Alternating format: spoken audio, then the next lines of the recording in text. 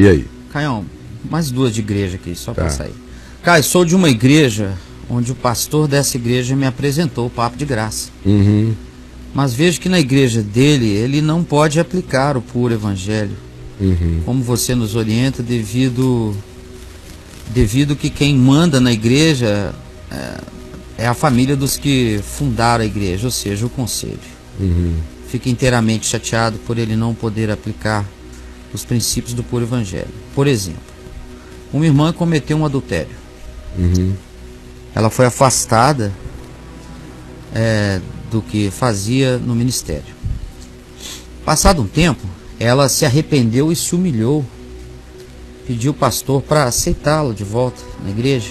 O pastor disse que por ele tudo bem, mas algumas pessoas do conselho não aceitam isso. Uhum. Eu queria saber, pode ser até boba a minha pergunta, mas me atormenta. Alguém humanamente pode impedir outro alguém de voltar a uma igreja, cara? Não, até porque quando alguém é igreja, ninguém sai da igreja, né? Esse é outra coisa que está vinculada a esse espírito patrimonial de igreja como prédio, igreja como instituição, igreja como um conjunto de pessoas onde há uma hierarquia, dependendo do grupo ou da denominação, e por essa hierarquia se constitui a igreja, como se fosse uma pirâmide. Aí tem aqui o pastor, ou o bispo, ou o apóstolo, depende do grupo. Aí tem as instâncias inferiores. Pela descrição dela, ela está numa igreja de natureza mais estruturada, onde tem um conselho, que no caso ainda é a família, uma determinada família, que está lá desde o início, fundou, ofereceu a casa, começou a reunião, viu crescer e se tornou a dona do pacotão. Então, isso aí não é igreja, isso é uma estrutura associativa, humana, que podia ser o clube de futebol, podia ser a associação dos ribeirinhos, podia ser qualquer outra coisa. Funciona como um sindicato, funciona como uma agremiação. Uma instituição. Agora igreja é algo orgânico. Tem a ver com um vínculo. No primeiro é o meu vínculo com Jesus. Eu estou em Cristo. Eu sou o corpo de Cristo. Quem é que me decepa do corpo de Cristo? Quem é que me decepa? É um pecado que eu cometi que me corta? Se essa minha mão aqui, porventura, ficar com cãibra e ficar dormente, perder o movimento, nem por causa disso ela deixou de ser parte do corpo. Eu vou mexer nela, vou fazer fisioterapia nela, vou dar um cuidado especial a ela, ela vai recuperar os movimentos, mas eu não desmembro o meu braço para tratá-lo em algum lugar para depois tentar reenxertá-lo. Então, primeira coisa é que a ideia dessa igreja a qual a gente faz parte, da qual a gente sai, para a qual a gente volta, da qual a gente se desvia, é uma ideia que reside num estruturalismo sistemático e mecânico de instituições que não foram criadas por Deus. Imagina se Deus, o Criador de todas essas coisas, o Criador do universo, vai vincular a dimensão divina do existir e do ser a uma frequência, a um grupo de pessoas. E que quem está com aquele grupo está salvo, quem não está com aquele grupo está perdido. Pelo amor de Deus. Se isso for evangelho, eu estou fora. Se Deus for assim, sinceramente, esse Deus eu não quero e nem conheço. Esse Deus que determine que pessoas é que definam quem pode ser dele, quem não pode ser dele, quem tem que ficar tempos e tempos de condenação e de penalidade alienada, fazendo-se um apartheid entre essa pessoa e os demais seres humanos, e muitas vezes introjetando na consciência do indivíduo de que esse afastamento aconteceu até em relação a Deus. Isso que se pratica por aí, eu abomino com tudo dentro de mim e não vejo presente no Espírito de Jesus. nem no espírito do Evangelho. Ninguém tem esse poder de fazer alguém ser igreja e fazer alguém deixar de ser igreja. Quem é igreja é a igreja. E não há nada que ninguém possa fazer para dizer que essa pessoa, ou para fazer, dizendo ou tentando, que essa pessoa não é mais igreja. Deus conhece os seus. Quem quer que creia em Jesus é a igreja de Deus. Você é a igreja de Deus. Segunda coisa, nós não aprendemos em Jesus esse espírito. Primeiro, se essa mulher adulterou, traiu alguém, eu não sei como é que isso veio a público.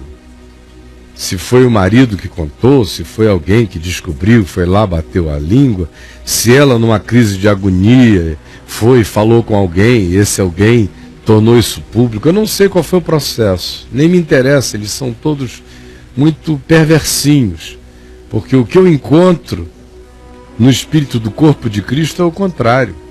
Paulo diz, ora, no nosso corpo, aqueles órgãos, referindo-se aos genitais, aqueles órgãos em nós, que são os que consideramos menos pudicos e em algumas ocasiões vergonhosos, são os que nós cobrimos de muito maior cuidado, protegemos muito mais, guardamos muito mais. O que apareça indecoroso a gente protege, a gente cobre. De modo que no corpo de Cristo a dinâmica é o oposto dessa que a gente vê por aí. Por aí a gente expõe, leva ao palco, diz que a pessoa cometeu um pecado, às vezes descreve a coisa em detalhes humilhantes para todos os implicados, gera na comunidade uma tarinha naqueles que são os tarados, que dizem, como será essa irmã de quina para a lua, como será que foi? Gera tara em alguns, noutros gera aquele espírito de superioridade farisaica, graças a Deus eu não sou como esta pecadora. Noutros que sentem uma vontade enorme de soltar a franga por aí, não soltam. O que acontece é que muitas vezes eles são os que pegam em pedras, dizendo, porque eu consigo não fazer, desgraçada, você vai fazer, então pedra na geni. Esse é o espírito que está por aí. No Evangelho é tudo diferente. Quem dentre vós estiver sem pecado, seja o primeiro que lhe atire pedra. Jesus bota todo mundo para fora da conversa, fica só ele e a mulher. Com Jesus, essas coisas só são tratadas publicamente quando o indivíduo vem publicamente e fala sobre isso. E assim mesmo, em se falando, deve-se ter a discrição de pegá-lo num canto e dizer, olha, não precisa se expor assim, vamos resolver isso aqui na paz e na graça de Deus. Porque esses processos teatrais de disciplina são diabólicos, são demoníacos. E tem gente que acha que pessoas só se arrependem se forem a público, dá uma satisfação dos detalhes do seu pecado íntimo por uma coletividade de doentes e tarados. Não é assim no Evangelho. Então ninguém tem esse poder de fazer isso. E quem quer que o exerça, exerce-o contra o Evangelho. De modo que eu lamento pelo seu pastor, que é um homem que já entendeu como as coisas são, mas não teve ainda o recurso de disposição, ou de valentia, ou de convicção interior para bancar as coisas como as coisas são. Mas não é assim que elas deveriam ser tratadas. Essa mulher deveria ter sido acolhida, protegida, o assunto dela tratado no âmbito da dimensão mais privada do coração. Não há necessidade de que algo que aconteceu entre ela, o marido, ou uma outra pessoa, que seja concernente à família dela, de repente vai se transformar em espetáculo de tara pública e objeto de um descortínio que só alimenta doença no coração de participantes. Você me entendeu? Então, simplificando, é isso que eu teria a lhe dizer. Se você quiser ler mais sobre o assunto, vá lá no caiofabio.net, escreva no campo pesquisa a palavra disciplina e igreja, e você vai ter uma quantidade enorme de textos para ler sobre isso e você vai perceber mais ou menos qual é o meu entendimento no Evangelho de como essas coisas devam acontecer. Só para concluir, quero dizer duas coisas. A primeira é que no curso do Novo Testamento, todas as vezes que um pecado humano foi tratado publicamente, foi porque a coisa se tornou pública de si mesma e por si só, merecendo, portanto, em razão disso, uma determinada correção e um ajuste público. Mas nada do que é privado é feito público pelo prazer de que assim o seja. E o Espírito de Cristo chama para discrição, não esmaga a cana quebrada, antes a levanta, não apaga a torcida que fomega, antes a acende, não se ouve a sua voz na praça gritando as denúncias da calamidade de ninguém. É vinde a mim os cansados e os sobrecarregados, é o oposto. Então, quando é que acontece a publicidade de algo no Novo Testamento? Em primeiro lugar, é quando isso é concernente ao ensino que corrompe a fé. Não é vinculado à mulher que adulterou, ao homem que traiu, ao garoto que não se segurou, essas coisas que em geral na igreja são o número 1 dos espetáculos desse frenesi de santarados, não estão no Novo Testamento num lugar de importância a serem tornados públicos. O que é importante para ser tornado público é o que Paulo menciona em 1 Timóteo, em 2 Timóteo, em Tito. É o que Jesus ensina em Mateus 23. Ora, em Mateus 23, Jesus não cita fariseus pelo nome, mas denuncia o farisaísmo e as autoridades do templo com uma veemência, descrevendo detalhadamente os seus procedimentos. Por quê? Porque eram procedimentos que ensinavam e desencaminhavam milhares e milhares de pessoas. Isso precisa ser dito publicamente. Pessoalmente e publicamente, ou seja, quando o nome de alguém é mencionado publicamente, é pela mesma razão.